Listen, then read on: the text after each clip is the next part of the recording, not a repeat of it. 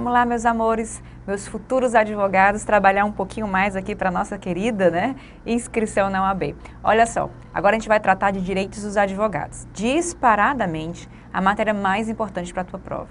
Nós temos aí quase o mesmo número de questões envolvendo direitos dos advogados e aquela parte de ética, né, da disciplina, das infrações. No entanto, a ética e disciplina vai quase 10 artigos do nosso estatuto, enquanto direitos dos advogados é apenas um único artigo. Então, disparadamente, é a matéria de maior incidência na nossa prova da FGV. Algumas provas, inclusive, a gente já teve prova da FGV com 6 questões envolvendo esse artigo, né? Olha aí, já pensou se a tua prova vem abençoada desse jeito? Mas, assim, de todas as provas, 2 apenas não cobraram direitos dos advogados. Então, pode ser que caia, pode ser que não caia, mas a probabilidade de cair é gigantesca, pelo menos 1 ou 2 questões envolvendo essa matéria. Então, matéria que você precisa obrigatoriamente fazer aquela lida, ter aquele cuidado, toda a atenção e que nós vamos ver aqui, né, bem mastigadinha, bem levezinha, para você e para sua prova sem nenhum tipo de pegadinha. E para isso, o que foi que a gente fez? Eu trabalhei aqui, eu peguei, né, dei uma selecionada aqui nas questões, todas as questões envolvendo todos os exames, inclusive o nosso último exame, a gente analisou todas elas e escolhemos aquelas que são mais, digamos assim, completas, que vão trabalhar com todos os detalhes envolvendo os incisos, né, do nosso artigo 7º. E aí a gente selecionou, coloquei aqui na ordem para a gente ir trabalhando de pouquinho em pouquinho cada inciso que já foi cobrado pela FGV, alguns ainda não foram cobrados, como a gente está aqui trabalhando com questões e teoria, né, vamos trabalhar com aqueles que já foram analisados e você fica com a obrigação de ler ainda os que não foram, tá? E eu vou te ensinar até aquele detalhe, aquela atenção, a procurar naquele inciso o que realmente é importante para que você não saia aí desprevenido para a sua prova, tá certo? Então, lembrando que nós selecionamos aqui as questões principais, aquelas que realmente são as mais completas para que a gente possa analisar os incisos mais importantes para a tua prova, tá certo? Então, vamos começar aqui nossa primeira questão envolvendo, tá? A Semprônia. Vocês vão ver que os nomes são maravilhosos. Eu sei que meu nome eu não posso estar falando muita coisa, né? Mas entre Arsênio e Semprônia, hein? E aí? Semprônia, advogada há longos anos, é contratada para representar os interesses de Esculápio, que está preso à disposição da Justiça Criminal. Ao procurar contatar seu cliente, verifica que ele está em penitenciária, considerado incomunicável, tá? O que foi que eu fiz, Roberto? Pelo amor de Deus. Pronto, deu certo. Tia colocou aqui uma bolona. Ah, era a caneta que estava muito grande. Roberto aqui é meu anjo da guarda, viu, gente? Então, ele estava ali, ó, considerado incomunicável, por determinação de normas regulamentares do sistema. Então, olha só, réu preso incomunicável, todas as luzes vermelhas podem começar a acender, né? Orelhas levantadas, olhos bem arregalados, porque tem alguma coisa aqui bastante estranha, né? Réu incomunicável nem em estado de sítio, nem em estado de defesa. Imagina aqui sem nenhuma, né, situação excepcional. Então, considerado incomunicável, já tem alguma coisa aí bastante errada. Por determinação de normas regulamentares do sistema. Então, tem algum regulamento lá na penitenciária que determinou que aquele réu deveria ficar incomunicável. Apesar disso, requer o acesso ao seu cliente, que foi indeferido, tá? Além de tudo, houve esse indeferimento. Consoante as normas legais e estatutárias, é correto afirmar que a atuação do advogado deve estar submetida aos regulamentos penitenciários para sua própria segurança? Sim, mas no caso aqui, né, regulamento completamente ilegal. Então, jamais. Os estabelecimentos penitenciários civis devem organizar as visitas dos advogados por ordem de chegada? Não há nenhuma lei, nenhuma regra que estabeleça ordem de chegada para fazer visita, né, para poder entrar em contato com o cliente. A gente vai ver que ordem de chegada é para outra circunstância, para outro direito do advogado, aquele para falar com o juiz, mas para ter acesso ao cliente não há nenhuma regra dessa, tá? Continuando aqui, o advogado, quando for contatar o seu cliente em prisão, deve ser acompanhado por representante da OAB.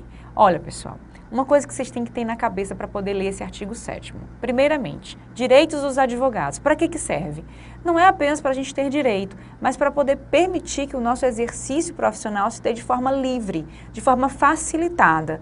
Então, toda hipótese, toda questão que vier falando que nós temos que pedir autorização, licença, que nós temos aqui, né, que ter um representante da OAB para poder exercer um ato privativo de advogado, tudo isso aí vai dificultar a nossa profissão, vai dificultar o exercício da atividade profissional de um advogado. Então, nada disso faz sentido. O artigo 7º, ele vem exatamente para facilitar, para nos garantir um exercício livre, facilitado, desobstacularizado, né? Ou seja, sem nenhum tipo de óbice. E aqui a gente está vendo um item que vai trazer aí, digamos assim, um empecilho, né? Vai atrapalhar a nossa vida. Então, também está errado. Pode ir com esse pensamento, tá? Que eu te garanto aí 90% dos teus chutes vão ser certeiros. E 90% em chute já é muita coisa, né? É ilegal ainda vedar a presença do advogado no contato com o seu cliente, ainda que considerado incomunicável. Então, olha só, um direito que vai permitir essa facilidade, esse acesso, né? Que vai garantir aí um exercício profissional sem nenhum tipo de óbice. Então, é o item aí mais coerente e, portanto, o item correto. Olha só, artigo 7º, inciso 3º, comunicar-se com seus clientes pessoal e reservadamente, olha o i, tá? Diretamente com ele e reservadamente, mesmo sem procuração, quando estes se acharem presos, detidos ou recolhidos em estabelecimentos civis ou militares, ainda que considerados incomunicáveis.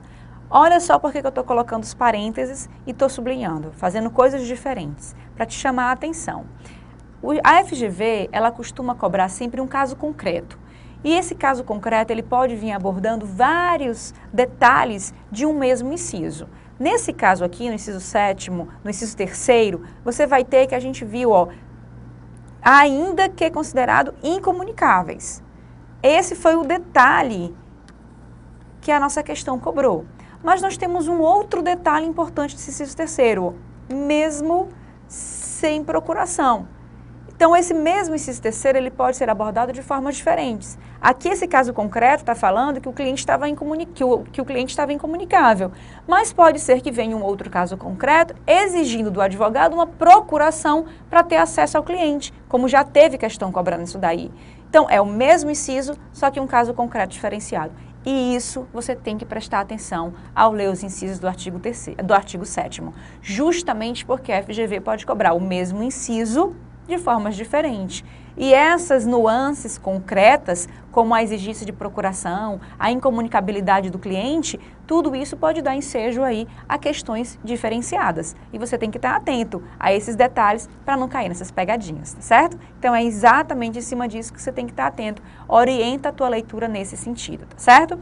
E aqui, olha só como a gente já, né, chamou a atenção, outro detalhe, seja em estabelecimento civil ou militar. Aqui no caso era civil, mas se fosse um militar preso, ele também não poderia estar considerado aí incomunicável para o seu advogado, tá certo? Então, mais uma vez, mais um detalhe concreto para você analisar. E ainda, outro, tem que ser um contato pessoal, advogado-cliente direto, tá? E ainda, reservado, não dá para estar aí, né? Em público, enfim, com a presença de um agente penitenciário, tem que ser uma consulta, né, um contato, portanto, reservado. Então, inciso 3º, riquíssimo, cheio de detalhes para tentar confundir a tua cabeça, mas você não vai se confundir porque você está se preparando aqui com a gente, né? Eu vou passar na OAB, bota na tua cabeça, eu vou passar na OAB, eu vou passar na OAB, eu vou passar na OAB, tá? Não se esquece. Continuando, pessoal, próxima questão, olha só. Na Secretaria Municipal de Fazenda, tramita procedimento administrativo relacionado à imposição do IPTU em determinada área urbana. O proprietário do imóvel contrata o advogado Juliano para solucionar a questão. Então, nós estamos aqui em um procedimento administrativo, tá? E eu tenho um advogado atuando em um processo administrativo. Vai organizando a tua cabeça. Portando mandato extrajudicial, o advogado dirige-se ao local, em face dos seus conhecimentos pessoais, obtém um ingresso no recinto da secretaria e recebe as informações pertinentes. Então, olha só, ele está de mandato, mas ele consegue entrar por conta dos seus conhecimentos pessoais. Tinha uma pessoa lá dentro que permitiu a entrada dele. Conseguiu entrar, portanto, com o mandato e com alguém permitindo, né, a sua entrada.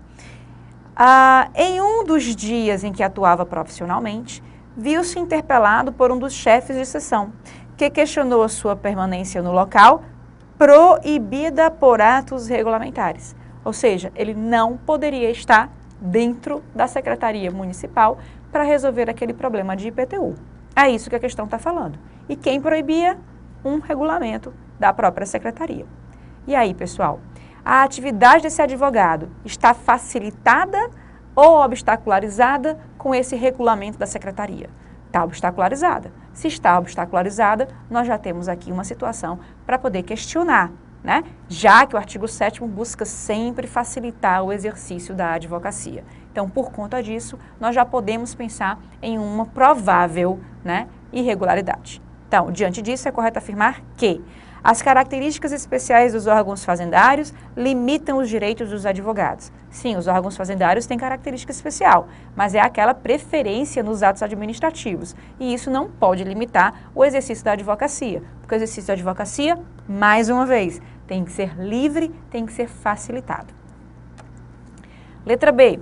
O ingresso em quaisquer recintos de repartições públicas no exercício da profissão é direito dos advogados. Olha só, dá para facilitar nosso exercício da advocacia com essa regrinha aqui no nosso estatuto? Com toda certeza. Então, nós temos aqui uma grande possibilidade da letra B ser certa.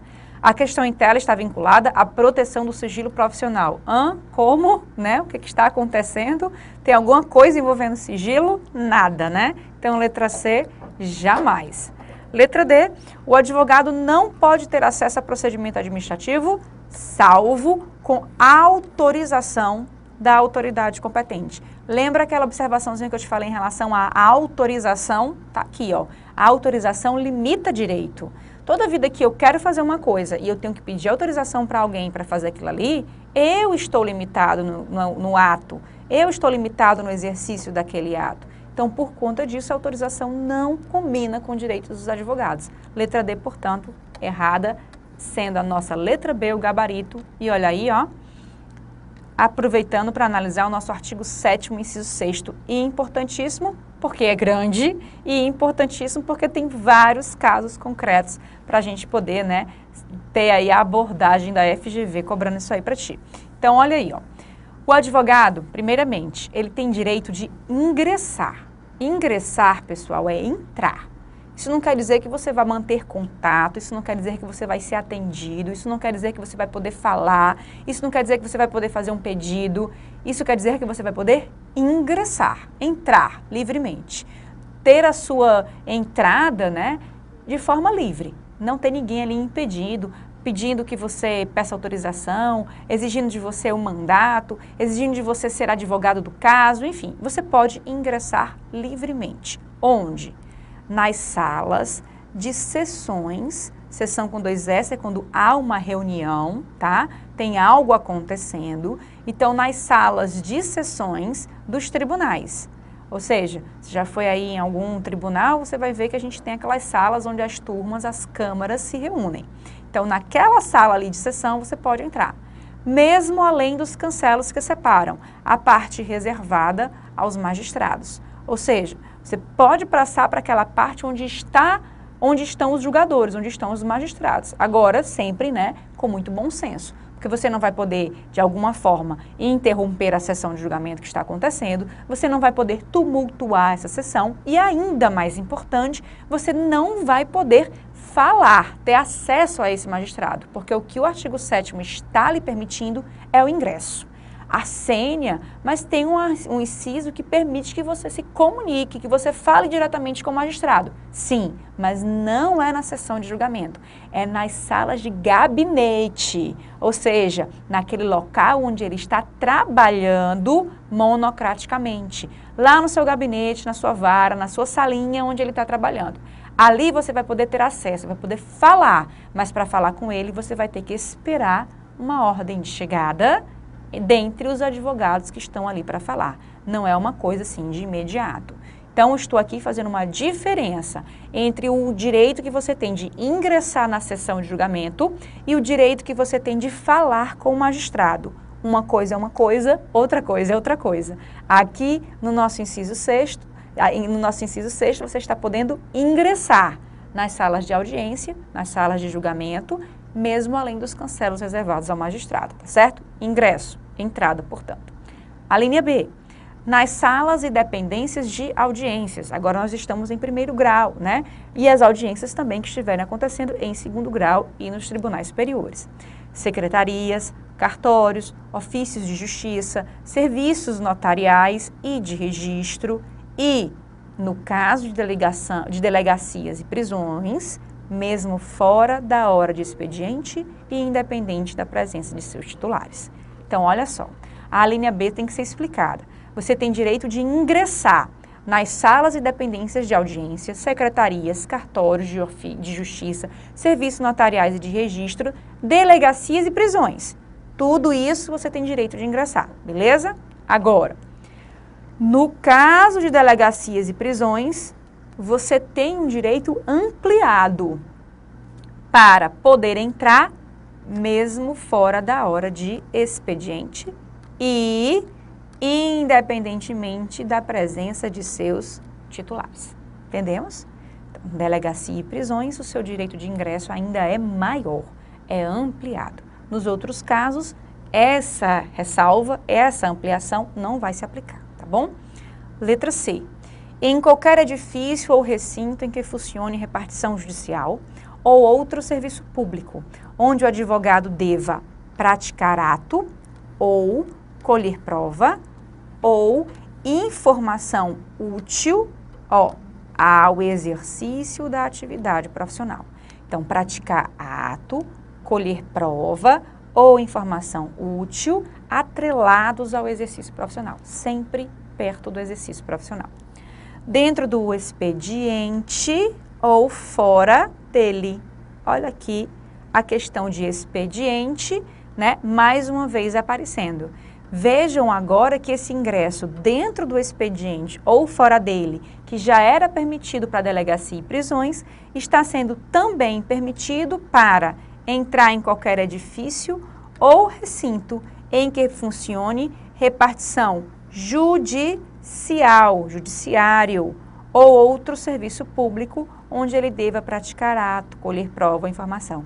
Vejam que essa linha C, ela está relacionada com a postulação em juízo, tá? Ela está, digamos assim, relacionada com uma postulação administrativa, com algum processo onde ele esteja ali tendo que praticar um ato, tendo que fazer um requerimento, algo que esteja ali tramitando. Ele tem direito, portanto, a ingressar naquele edifício ou naquela repartição. Ok? Não estamos falando de sala de audiência, não estamos falando de cartório, tá? Ali é de outra forma, é nos termos da linha B. Mas no edifício como um todo, na repartição como um todo, você tem direito a entrar, seja dentro do expediente ou fora do expediente, tá? E aí vem o restantezinho. Uma coisa é ingressar, que é o que o nosso inciso 6º está tratando. Outra coisa, pessoal, e aí eu vou mudar até a cor, é ser atendido. E ser atendido, desde que, olha a condição, se ache presente qualquer servidor ou empregado. Então, se for dentro do expediente, você tem que ser atendido. Se for fora do expediente, tem que existir um servidor ou um empregado para lhe atender. A probabilidade de você não conseguir, né, comparecer, receber a informação, enfim, praticar o ato fora do expediente é grande, porque obviamente, né, fora do expediente, para você praticar um ato com alguém, um servidor ou um empregado ali presente, muitas vezes vão existir leis, regras, que vão garantir que aquele protocolo do seu ato vá até as 8 horas da noite, vá até as 7 horas da noite, vá até o horário de expediente. E essas regras devem ser também seguidas, justamente por conta de uma ideia de, digamos assim, né, a complementação de legislações. A gente tem aquelas regrinhas hermenêuticas que eu não vou estar aqui tratando com vocês, para a gente não estar perdendo tempo, mas você tem que ver que leis específicas vão prevalecer. Havendo uma lei específica dizendo que o protocolo se dá até 8 horas, é até 8 horas que você vai fazer. Mas entrar no edifício, você vai entrar. Ser atendido, você vai ser atendido, tá? Agora, se você vai conseguir praticar o ato, obter a informação, tudo isso daí vai depender de como aquela coisa vai se organizar. Assim, né? E na minha prova? Na sua prova, pessoal, a FGV só vai poder cobrar aquilo que está de acordo com o próprio estatuto. Ela não vai poder estar te cobrando aí conhecimento processual, conhecimento específico de uma outra matéria. Ela vai ter que cobrar o que está dentro do estatuto e provavelmente ela vai ficar aí com o ingresso, certo? Ela fique aí com o que a gente pode deduzir claramente do texto do estatuto. Fechado? Sempre pensem dessa forma, porque tem que haver coerência na cobrança, né, das matérias dentro da sua prova. Letra D é aquele inciso que vai tratar de uma situação, ó, bem peculiar. Por quê? Porque todas essas letras A, as alíneas A, B e C, você está sempre aqui, ó, dentro de uma sessão do tribunal, dentro de uma audiência, num cartório, dentro de uma repartição, né, onde haja aí algum recinto que você possa fazer uma postulação, um edifício, né, de repartição judicial, enfim. Na letra D, você tem qualquer assembleia ou reunião de que participe ou possa participar o seu cliente ou perante a qual este deva comparecer, desde que munidos por poderes especiais. Você tem aqui um ambiente privado. Enquanto que a linha A, B e C, o ambiente é um ambiente público, você está dentro, né, do poder judiciário, do poder executivo, enfim, aqui você está dentro de um ambiente privado. É uma assembleia de uma sociedade de economia mista, é uma assembleia de uma sociedade anônima que está acontecendo, enfim, é uma licitação, é uma assembleia de um sindicato, é uma assembleia de um condomínio, é uma assembleia de o que for, que você puder imaginar. Uma reunião que esteja acontecendo numa empresa particular, enfim, qualquer ambiente privado que você possa imaginar, desde que é munido de poderes especiais. É necessário, é imprescindível que ele tenha um mandato e poderes especiais para comparecer àquela assembleia ou àquela reunião. Isso é, digamos assim, um pulo do gato lá aqui da linha D. Ele vai ter acesso a ambientes privados? Vai, mas para entrar nesse ambiente privado, ele tem que ter uma procuração com poderes especiais.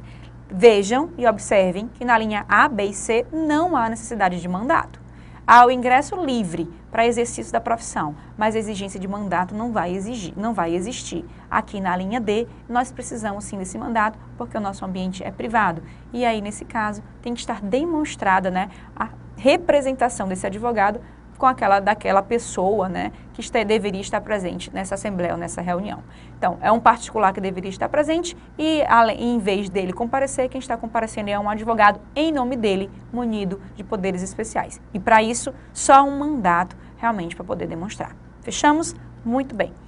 Continuando aqui, nossa próxima questão. Esgotamos o artigo 7º, tá? Vimos lá, portanto, que o nosso, né, o que a gente tem aqui de resposta, portanto, é a nossa letra B de bola. Então, vamos lá para a nossa próxima questão. Conceição promove ação possessória em face de vários réus que ocupam imóvel sem construção de sua propriedade em área urbana. Então, o imóvel dela sem construção nenhuma foi invadido e ela está com uma ação possessória. Houve a designação de audiência de conciliação, com a presença dos réus e de seus advogados. Na audiência, visando organizar o ato, o magistrado proibiu que os advogados se mantivessem de pé. Não pode ninguém ficar em pé. Bem como proibiu que saíssem do local durante a sua realização. Então, tentando colocar em ordem, pediu que todo mundo ficasse sentado e quando a audiência começasse, ninguém mais saísse. Com base no que dispõe o Estatuto da Advocacia e as leis regentes, é correto afirmar que, pessoal, é uma coisa simples, né? Ficar em pé ou ficar sentado. Mas, para facilitar nosso exercício da advocacia, para nos deixar livres, nós poderemos ficar em pé ou sentados. Direito do advogado. Outra, tá? Entrou em audiência, nós podemos sair. E podemos entrar novamente, e sair novamente, e entrar novamente. Desde que não haja tumulto da nossa entrada e da nossa saída. O telefone de celular toca, lá se vai o advogado. Telefone de celular, desliga, volta o advogado. Toca de novo, lá se vai o advogado. Desliga, volta o advogado. O juiz tem digamos, o poder de polícia de manter a ordem naquela audiência. Se não estiver tumultuando, você entra e sai na hora que você quiser. Juiz nenhum, autoridade nenhuma pode proibir isso daí, tá? Isso aí em qualquer recinto também não vale apenas para o poder judiciário.